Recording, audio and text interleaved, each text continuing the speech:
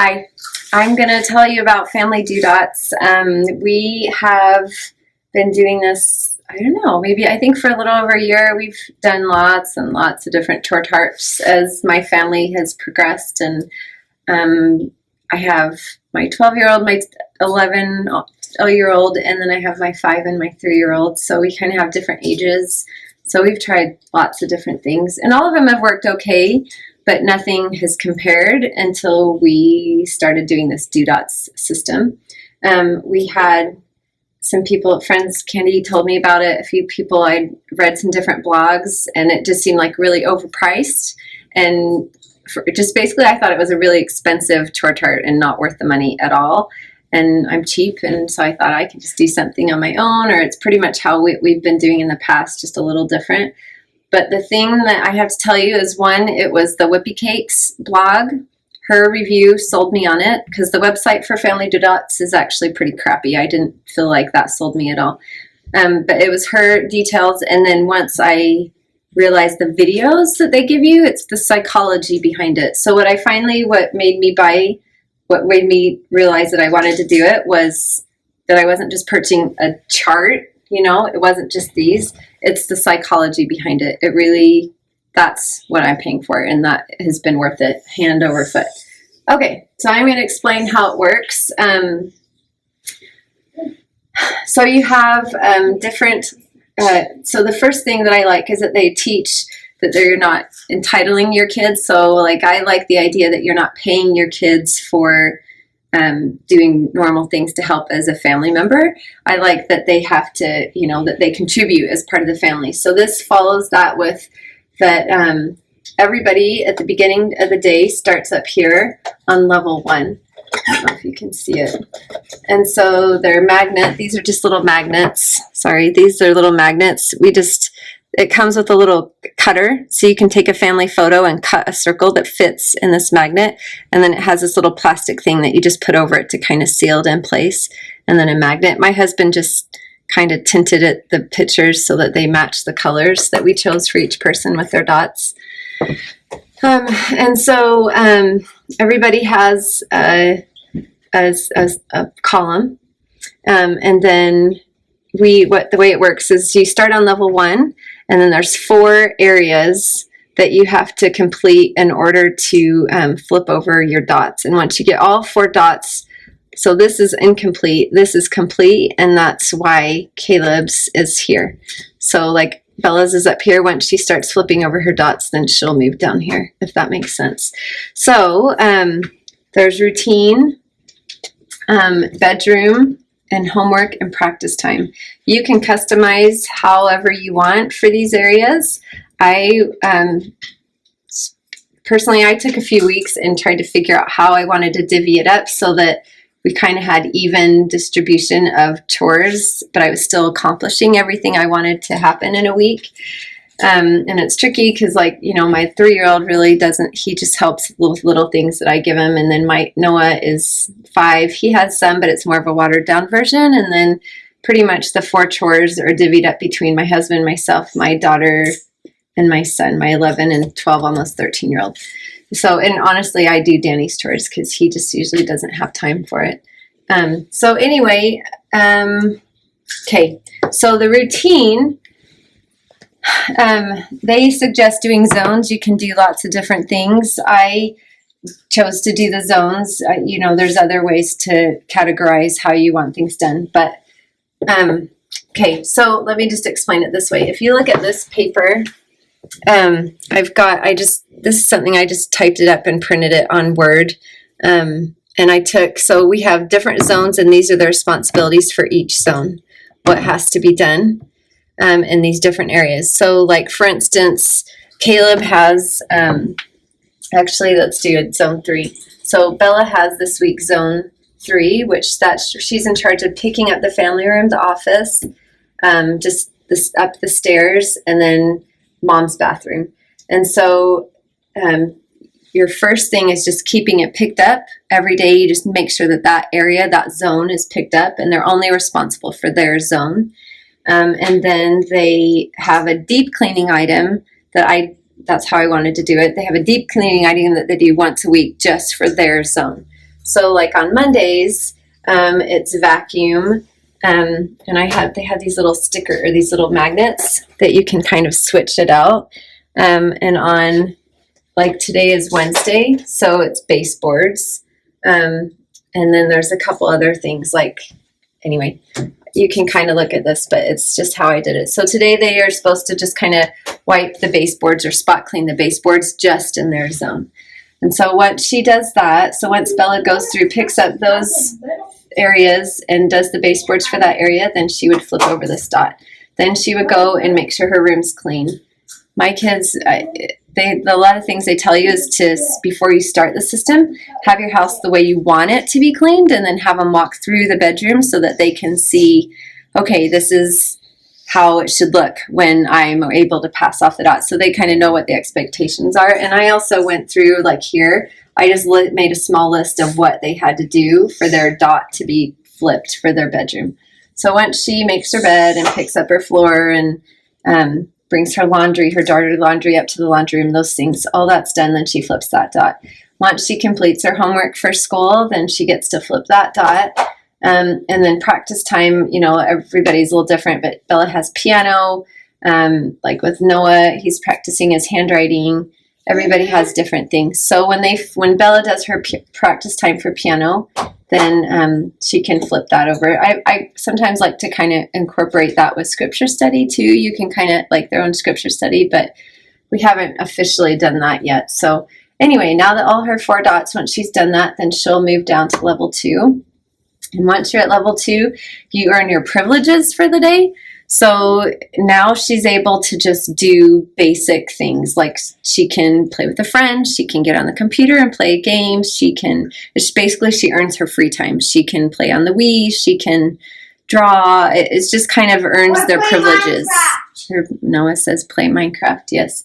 Whatever they want to do, but they have to have these 4 things done before that they can earn level 2, earn their privileges. So I like that that's just saying, do your part to earn your privileges for what you do around the house. And then once they get to level 2, they're able to earn tickets. And so these are where I keep their tickets. We just bought these at IKEA. And then my husband drilled a slit in the top of them. And the system comes with these tickets with different amounts. There's different ways you can use it, but like 1s, 10s, 25. I think there's a ticket for 50 if I remember right. And then they earn their tickets for the week. And you kind of set up how you want to let tickets. But the thing is you don't give tickets for none of this earns tickets specifically. It's once you get to level 2, then you can earn tickets for achieving your goals. So like Bella's goal this week is to do her piano scales daily. And every day she does that, then she earns tickets for doing that. And so, where did I put this one? And so each kid each week they make up their own different goals. We come together and they make up a new goal, and then, or they keep it the same if they want, and then she works that. And once she keeps that goal, then she earns tickets. So relatively, their goals typically are pretty easy. But it's just a matter of doing it, and they can't earn tickets for that day unless they're on level 2. So if one of them, like I haven't reached level 2, so I'm not going to get tickets today. So that's kind of how it goes. This is just to keep track of progress. They explain it. They have videos that explain all this. I honestly don't really use this very much, but it's just kind of a way. I probably could be better, but usually I'll just go through and keep track of if they've made it to level 2. And then most of my kids' goals are pretty straightforward, so I know whether or not they did it. But this is to kind of keep track. Like for instance, one time Caleb wanted to to be a better runner. So he set a goal of running, and for every 10 minutes that he ran, he would earn a magnet. So we would keep track. So basically it would start out like this. And he wanted to run. So every time he ran 10 minutes, then we would move a magnet up here. So that would be 1 ticket for that day. And if he ran 20 minutes, then he would get 2 tickets for that day. And then we would keep track of it at the end of the week. And then he would be given those tickets to buy things in the family store. And so I just kind of keep track of it up here. So you're supposed to take your tickets and put them in for each day what they've earned. They have a thing for service. You don't earn tickets for service. It's just kind of a feel-good thing, and it's just nice to kind of help you think of it. We don't really use that. We talk about things we do nice for each other. We probably should be better about specifically identifying it, like around dinner time, but it's a good thing. It's a good reminder. Like, we try to remember things that we did nice for it, but it's specifically going and making sure that we've turned over a dot every day. I'm not that great about doing that. They have a category for family night. We have a family night chart that I like to use instead of this. And when you get the kit, it comes with these are stickers that come. It has stickers that have like opening prayer, closing prayer, song, scripture. It has little stickers for the different things you would find for family night, so you can put those here if you want. But again, I don't use it because I have something else. So what I did is I have this little sticker that they have in there, and it says get ready. So I just put this over here, and I made mine family get ready. And what this is one of the biggest hard things I have is in the morning, making sure everybody's ready to get out the door for school. So my kids have a list of things that they're supposed to do. Actually, it's over here. Sorry. So this is the bedtime routine, and it shows what I have them do before they go to bed, and that is what they flip over for this family get ready section. They flip over that dot because I do that instead of family night because I have a chart already. So where are we? Down here. So they have to pack a healthy lunch, lay out their clothes for the next day, their backpack. They have a docket that is an organizer that they have for all their school stuff. That has to be all ready and in their backpacks, brush their teeth. This is my bath schedule, and we usually follow that, not always. And then they need to just do their reading for the night. So this is kind of the ideal. In a perfect world, everything goes just right. Yeah, that doesn't really always happen, but we try, and this really does, even though we don't get everything perfect every single day, it's totally raised the bar, if that makes any sense. Even with all the chore charts and everything that I've done in the past, it's made it so much easier. Now I'm going to talk about the kitchen zones. This is just, again, this is how I decided to organize it. These two charts right here are my doing. This is what I wanted. This is how I want it organized. And I wanted lists up here so that my kids, because otherwise they were just always like, wait, what am I supposed to do again? Or they would be like, oh, I did it. And I'd be like, go and check. And no, they didn't even come close. And so I'd be like, hey, this is what has to be done in order for you to flip your dot. So now it's really easy. They know they can look up here to just check. So they come up here several times a day and check, okay, what's on my zone? What do I have next? And it's really nice. And if we wanted to, they could even take a dry erase marker, because this is just glass, it's just a simple frame, and they can check what they've done for that day. We haven't really done that, but that's an option.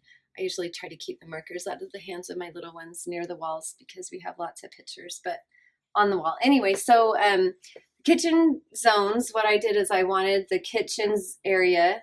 Okay, let me back up. They recommend that your kitchen cleaning be separate from your daily cleaning chart, and they just recommend that everybody does it together, and then it's just kind of separate. So I like that. And after dinner, we each have an assignment in the kitchen to get ready. We kind of do it throughout the day, but with kids at school, it's mostly me during the day. Anyway, so zone 1, I have unload the dishwasher. It says this is how it worked for us. This is how I looked at what needed to be done in our kitchen and how I felt like it could be dispersed or divided evenly into even chores. So there's 4 main chores, and it coincides. So like, for instance, if Bella has zone 3 for her cleaning, which is the family room office, then she's going to have zone 3 for the kitchen, which is put away the food, clear and wipe the island and the table. And then Noah, I should have said this earlier, Noah has, because he's not really ready to do a whole zone on his own yet, so he just has kind of a watered down area. So his job is to pick up the kitchen floor and wipe down all the stools and chairs. And I'm starting now